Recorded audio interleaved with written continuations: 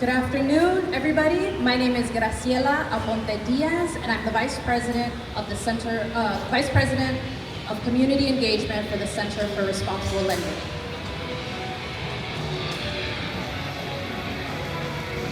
Thank you so much to everyone. Thank you so much to everyone that helped organize the press conference today, including my colleagues from CRL, Americans for Financial Reform, Consumer Federation of America, Consumer Reports, and the CFPB Union, NTEU 335. Thank you. Earlier today, the U.S. Senate Banking Committee released a plan to completely defund the CFPB in their budget bill. I'm here to let you know that defunding the CFPB won't save the government a penny. The CFPB is funded by the Federal Reserve, which gets its money from bank fees, not taxpayers. In fact, the CFPB puts money back in taxpayers' pockets by fining banks that break the law. The CFPB has returned over $21 billion to more than 200 million people. I had to look that up. I was like, 200 million people, that is crazy. This plan doesn't save taxpayer money, and it will make it more expensive for banks and financial institutions who will need to comply with various state laws instead of one federal law. And we know those costs to banks always get passed on to consumers. The CFPB is the only federal agency whose primary mission is to protect consumers from unfair and abusive financial services. CFPB rules help create a level playing field for responsible banks and financial institutions to compete and helps reduce risks to the financial system. And now you'll be hearing from consumer advocates from Alaska, Indiana, and Maryland. We are also joined by Reverend Dr. Cassandra Gould, representing Faith in Action. And finally, we will hear from CFPB Union member Diane Standard and our CFPB Union NTEU chapter president, Kat Farman.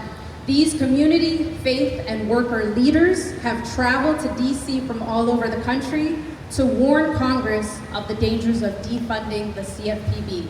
Thank you.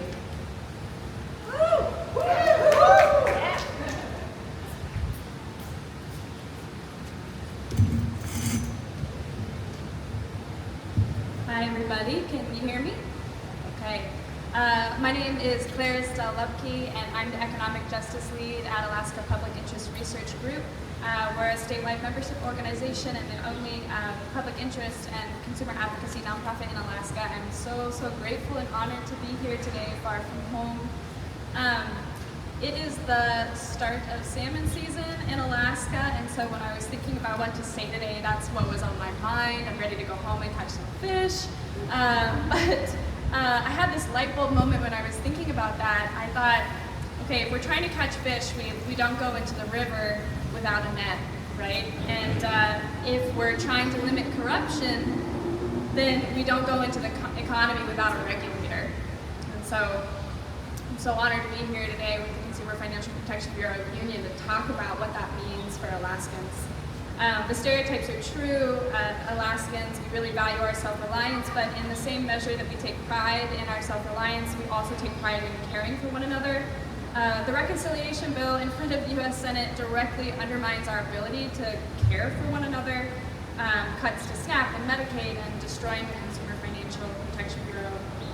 1 in 10 Alaskans need SNAP to eat, 1 in 3 Alaskans need Medicaid to receive health care, and all of us need the Consumer Financial Protection Bureau to defend our financial rights. Since 2011, the CFPB has processed over 5,000 complaints from Alaskans, giving us recourse against companies that sell predatory loans, they cheat us, or mishandle our money and data. Alaska has an aging population and the highest per capita rate of veterans in the country.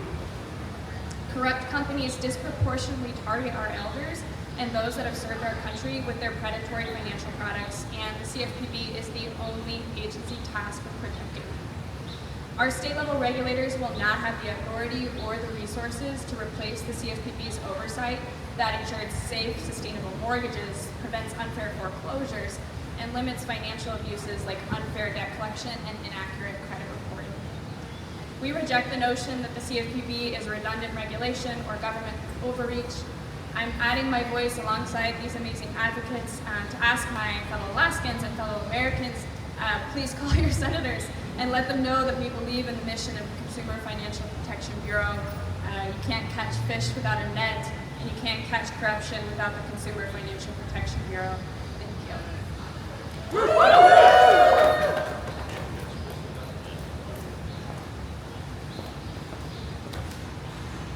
Good afternoon.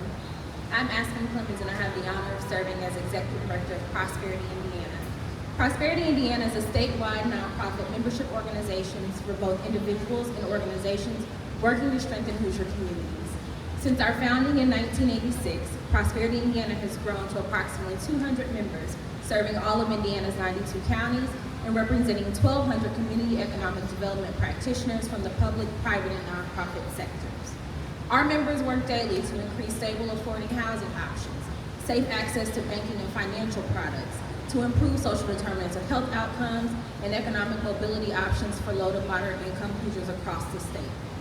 As in many other states in the Midwest, wages in Indiana's most popular jobs have not kept up with the escalating cost of living. And for many Hoosiers, those who go to work day in and day out, Hoosiers with disability, students and elderly Hoosiers, the proverbial rainy day, that emergency expense, it's already come. This is why the existence of the CFPB remains vital, to protect the hard-earned assets of Indiana and our country's most vulnerable, and each of us. Created in the wake of the 2008 financial crisis, the CFPB has helped families hold on to tens of billions of dollars, enabled safe, sustainable mortgages, and prevented unfair foreclosures. The agency's actions have ended or limited abuses from predatory lending, junk fees on credit card and overdrafts, credit reporting, payment frauds, and much, much more. Since 2011, Hoosiers have submitted nearly 96,000 complaints to the CFPB, with military service members accounting for more than 4,600 of those. From 2023 to 2024 alone, in that single year, Hoosier consumer complaints to the CFPB increased by 117%, displaying the growing need for the support and resources that the CFPB provides U.S. taxpayers. Simply put, at a time of inflation and economic volatility, defunding the CFPB will cause the most harm to the Americans who can least afford it. And Hoosiers simply cannot afford to lose any more of their hard-earned money to these increasingly sophisticated scams and fraud.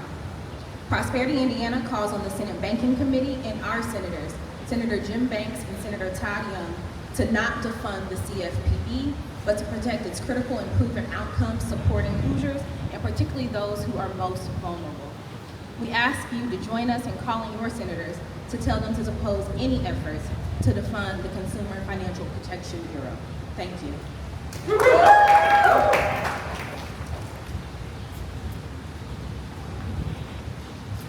Good afternoon. My name is Marceline White, and I'm the Executive Director of Economic Action Maryland Fund. Economic Action Maryland Fund advances economic rights, housing justice, and equal opportunity, and we do that through research, education, policy advocacy, and direct service. Last year, our direct service programs had a profound amount of work to do. In fact, our tenant advocacy program assisted 700 tenants and renters who had problems with their landlords. Our older adult program assisted 900 older adults returning more than $900,000 in money to their pockets, and educated them about how to protect themselves from consumer scams and to protect themselves online. No client that we serve would be helped by defunding the CFPB. In fact, everyone we help, which is predominantly low-income, vulnerable Maryland families, will be harmed by taking a cop off the beat. We know for a fact that this is true because looking at the CFPB complaints, older adults in Maryland send in more than 6,300 complaints to the CFPB, which the CFPB helped resolve. Overall, Marylanders sent in 240,000 complaints to the CFPB, and 13,000 of those were from our servicemen and women who had fought for our country and then been tricked and trapped into predatory, deceptive products. I was around when the CFPB was beginning to be formed, and as we know, it's from the crucible of the financial crisis when banks were bailed out and homeowners were left with predatory, toxic mortgages, foreclosures, and a dramatic fall in the equity of their home, which they couldn't leave. The CFPB was formed out of that, and I had the honor of standing on the stage in Baltimore City with then Professor Elizabeth Warren and the late great Congressman Elijah Cummings, talking about the need for the CFPB. And at the time, Senator Warren talked about the need as having a cop on the beat for working families to protect families from deceptive and predatory tricks and traps. Well, the only person that doesn't want a cop on the beat to protect and make sure that families are safe from financial harm are crooks. And we see right now that we're in a cost of living crisis in Maryland. Utilities are rising, healthcare is rising, housing costs are rising. We're seeing new kinds of predatory products flooding our communities under new names with fintech apps. And we know now more than ever we need the CFPB on the beat. And the CFPB is for everybody. If you've taken out a mortgage loan, the CFPB is here for you. If you have student debt, the CFPB is here for you. If you've had medical debt, they're here for you. If you have taken out credit or need a loan, they are here to protect you and support good actors and stop bad actors from putting you into financial harm. We call on our senators, Senator Chris Van Hollen and Senator Angela Alsobrooks, to protect the CFPB in the Senate and to join with all of the other senators to stand firm to make sure that working families have the protections they need. Thank you.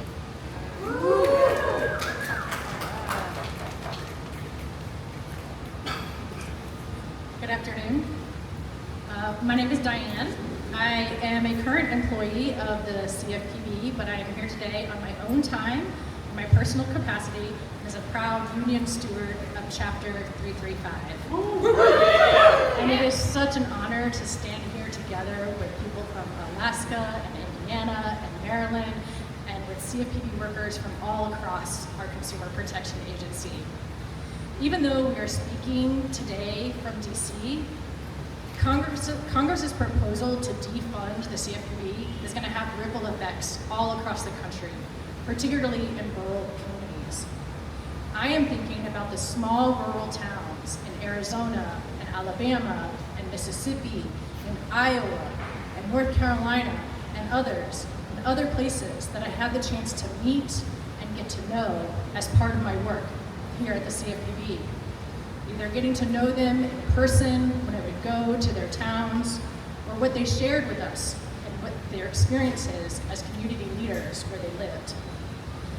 Many of us at the CFPB had been busy solving problems that we learned about from these rural communities, whether it be challenges of simply trying to access cash after the last bank in town closed up shop and left, or trying to monitor and deal with consumer risks that were emerging following Hurricanes Helene and Milton. The CFPB was created following the Great Recession of 2008, when millions of people lost their homes due to predatory lending. Rural communities, though, were particularly hard hit.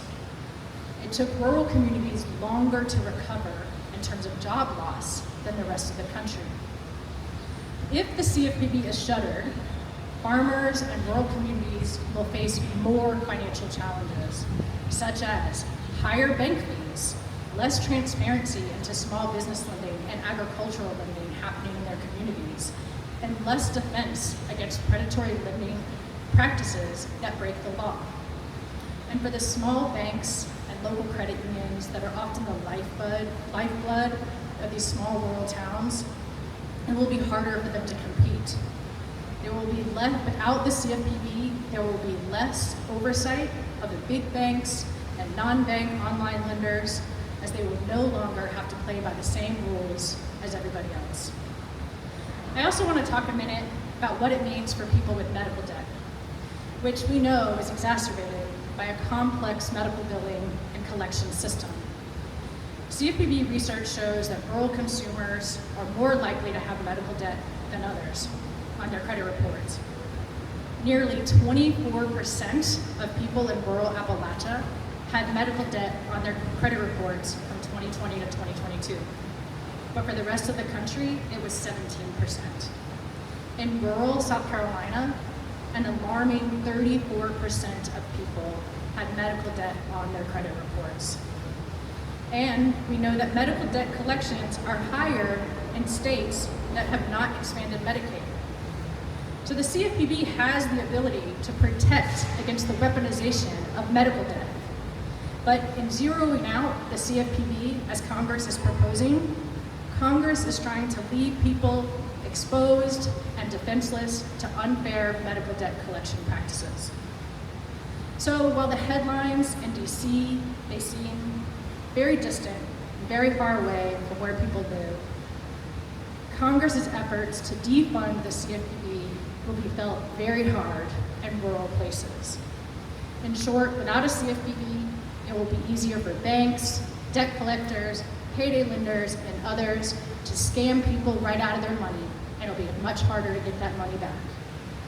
And zeroing out the CFPB invites the return of the financial crisis that this agency is designed to prevent.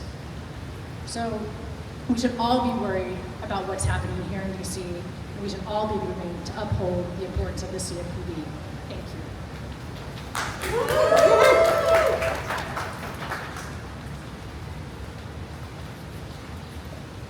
Good afternoon. I'm Reverend Dr. Cassandra Gould. I serve as the Political Director for Faith in Action National Network. I've been thinking about the CFPB and how long I have been supporting this organization. I remembered that it was just 9 years ago this week that I sat on a stage in Kansas City with the first director of the CFPB while they were releasing a small dollar lending rule. Advocates and others worked really hard to ensure that people in my home state of Missouri, where there were no lending caps, would not be preyed upon by predatory lenders. I'm thinking about a woman by the name of Jennifer, who is in Springfield, Missouri, who I met in 2014. Jennifer, who took out a payday loan because she had to go 4 hours away to St. Louis to have surgery. A payday loan to ensure that her family would not have to go back and forth, but they could stay in a cheap motel and have food that week. I'm thinking about a close friend who received a check back from the CFPB because Wells Fargo had exploited them and taken a lot of money from them in the fine print of a car loan. The CFPB is not just a federal agency, it is a guardrail. You only remove a guardrail if you actually want to have death and carnage and wrecks on the road that we're on. The CFPB is a protector of the innocent. Proverbs 22:22 reminds us not to rob the poor because they are poor.